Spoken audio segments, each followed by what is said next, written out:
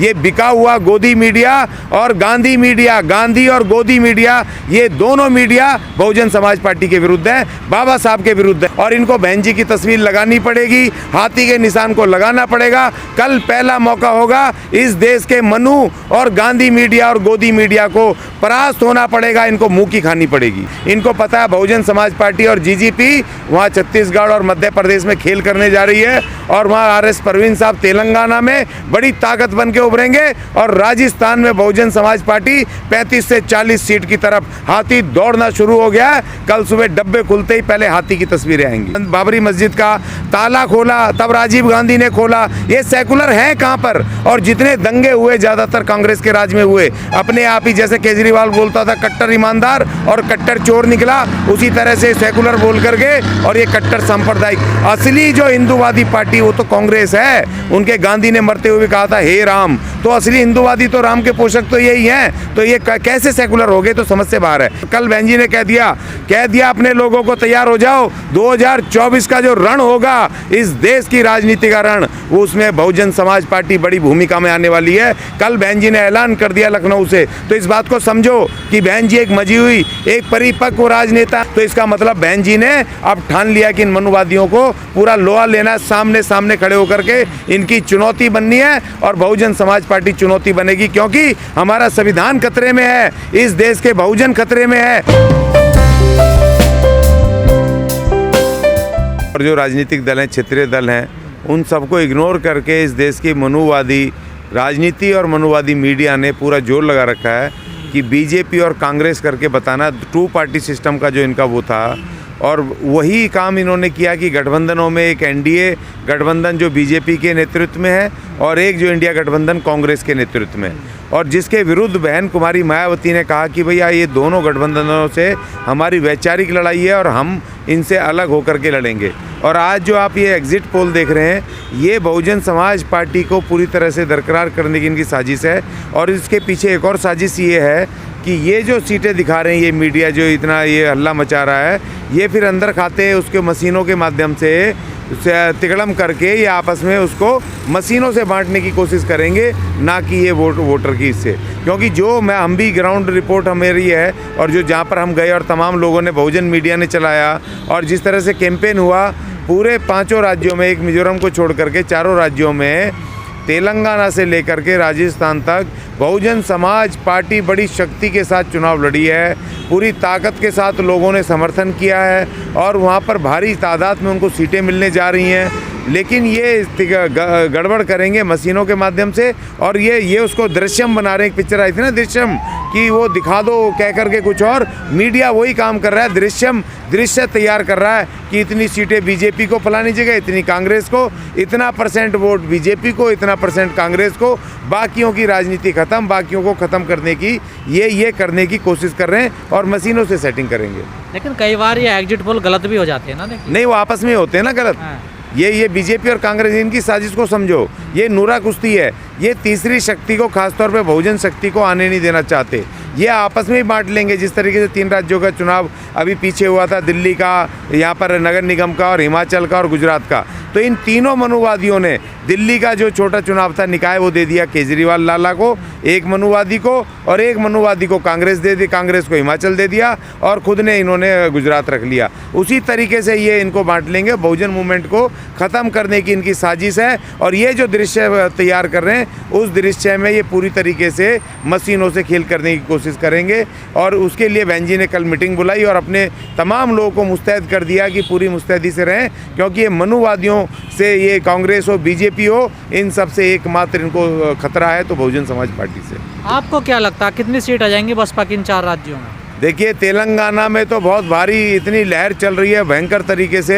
वहाँ तो आरएस परवीन साहब मुख्यमंत्री बनने की तरफ बढ़ रहे हैं। वहाँ पर बड़ी तादाद में एक बड़े बहुमत की तरफ बहुजन समाज पार्टी बढ़ रही है। और देखिए, मज़े की बात यह है कि आपने शायद नोट नहीं किया, मैंने नोट किया खासतौर पे आज तक पे, इन्होंने 4 राज्यों का तो दिखाया है मगर तेलंगाना का इन्होंने वो एग्जिट पोल नहीं दिखाया। वो मैं देख रहा हूँ उसमें 4 राज्य लिखे हुए हैं, राजस्थान, मिजोरम और ये छत्तीसगढ़ और ये लिखे हुए हैं, लेकिन उन्होंने उसका तेलंगाना का नहीं दिया, क्योंकि तेलंगाना में इनको पता कि बहुत भारी उलटफेर बहुजन समाज पार्टी सत्ता में बढ़ने की तरफ आ रही है।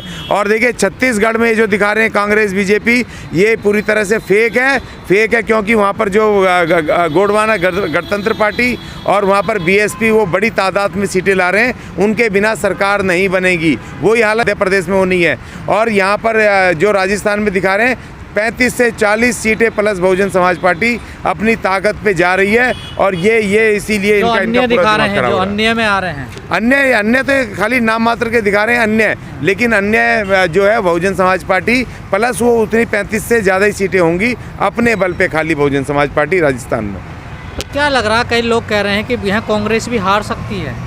नहीं हार ही रहे हैं, कांग्रेस भी हार रही है, बीजेपी भी हार रही है। ये तो बहुजन समाज पार्टी को हराने के लिए ये तमाम एग्जिट पोल फेक दिखा रहे हैं और ये वहाँ पर मशीनों में गड़बड़ करेंगे, हर हालत में करेंगे, क्योंकि चुनाव आयोग इनके हाथ में है, इनका प्रशासन इनके हाथ में है, तमाम जो मशीनों की निगरानी करने वाले वो इनके लोग हैं। तो ये वहाँ पर जा कर के ये अभी भूमिका बना रहे हैं इस मीडिया के माध्यम से जो एग्जिट पोल दिखाए जा रहे हैं। ये एग्जिट पोल ओरिजिनल नहीं है, क्योंकि जब आपने देखा था एक राजीव रंजन नाम का और कई सारे चैनल जब वहाँ पूछ रहे थे राजस्थान में, तो वहाँ लोग हाथी हाथी चिल्ला रहे थे, उनकी सांस बंद हो गई थी, सांप सूंघ गया था। और ये वहाँ बैठ करके कहते थे कांग्रेस कांग्रेस, बीजेपी, और वहाँ पर जहाँ ज़मीन पर जा रहे हैं वो कह रहे हैं हाथी हाथी। तो इसीलिए ये फेक, पूरी तरह से फेक है और बहुजन समाज पार्टी को पूरी तरह से हराने की इनकी साजिश है। ये वैसे नहीं हरा पाएंगे, ये मशीनों से हराएंगे अंदर खाते। और इसीलिए मीडिया दृश्य बना रहा है, ये बिका हुआ गोदी मीडिया और गांधी और गोदी मीडिया,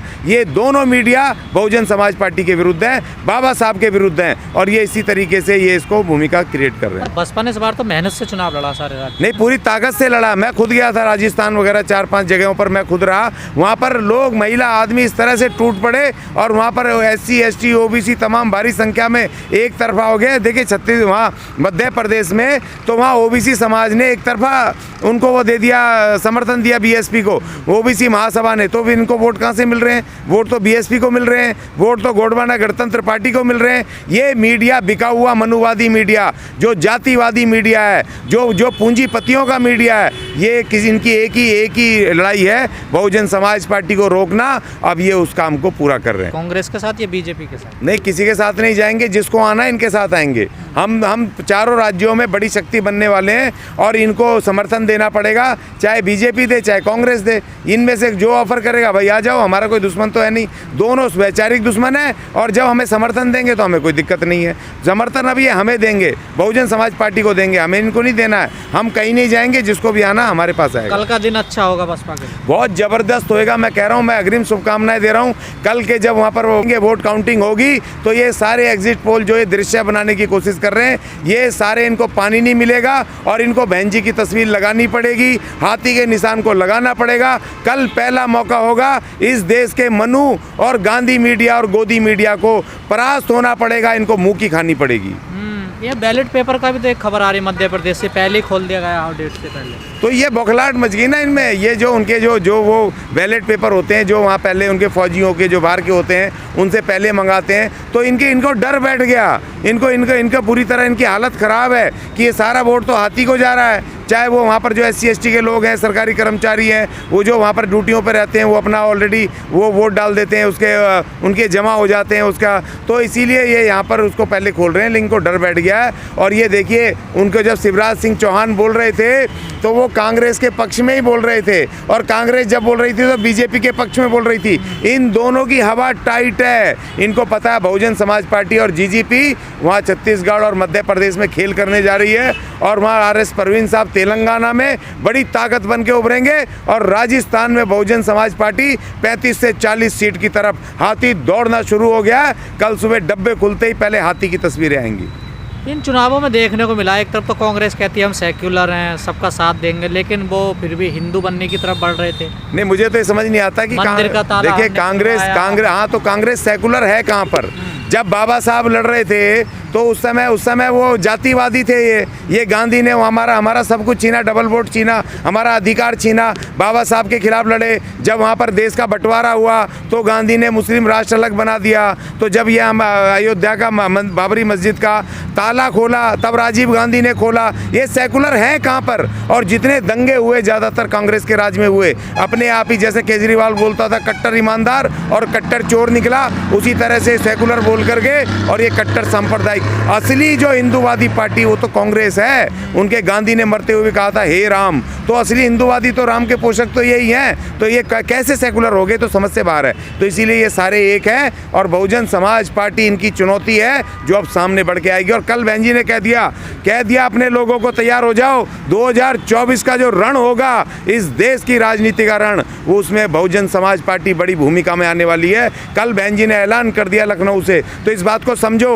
कि बहन जी एक मजी हुई, एक परिपक्व राजनेता है। उन्होंने कुछ समझ करके मीटिंग बुलाई और अपना बयान दिया, उसमें कुछ ना कुछ तो है ना, वजन है। बड़ी तैयारी चल रही है 2024 की। बहन जी लखनऊ में है, आकाश आनंद महाराष्ट्र में तैयारी कर रहे हैं। देखिए बहन जी पूरे मैदान में है, खाली लखनऊ में नहीं है। ये 4 राज्यों के चुनाव में बहन जी ने जितनी रैलियां की हैं, जितने अपने जन से मिली हैं, पहली बार ऐसा मौका कि बहन जी पूरे खुले रूप से पूरे मैदान में दिखाई दी हैं। और अब उन्होंने तुरंत 2024 का बिगुल फूंक दिया है। तो इसका मतलब बहन जी ने अब ठान लिया कि इन मनुवादियों को पूरा लोहा लेना, सामने खड़े होकर के इनकी चुनौती बननी है। और बहुजन समाज पार्टी चुनौती बनेगी, क्योंकि हमारा संविधान खतरे में है, इस देश के बहुजन खतरे में है। तो बहन जी को इनिशिएटिव लेना था, अब उन्होंने ले लिया और उन्होंने ऐलान कर दिया है।